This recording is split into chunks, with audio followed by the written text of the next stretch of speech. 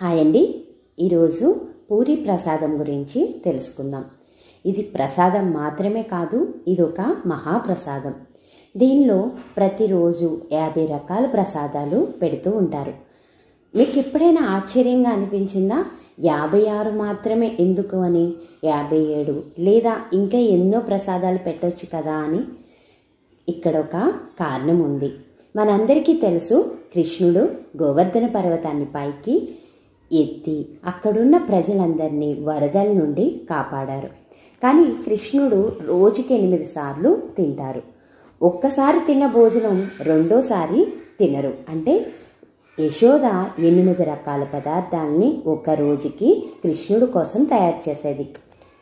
అంటే కృష్ణుడు గోవర్ధన పర్వతాన్ని 7 రోజులు ఏమీ తినకుండా అలా ఎత్తి ఉంచారు.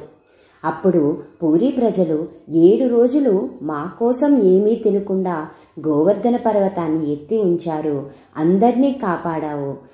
ఇప్పటి నుండి ప్రతిరోజు నీకు 7 × 8 56 రకాల ప్రసాదాలు నీకు సమర్పిస్తాము అని అనుకున్నారు.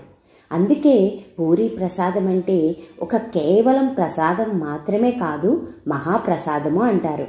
దీన్ని జగన్నాథ స్వామి వల్ల మాత్రమే ఆ మహాప్రసాదం కాదు, అక్కడున్న ప్రజల భక్తి భావనతో పెట్టడం వల్ల కూడా అది మహాప్రసాదం అయింది.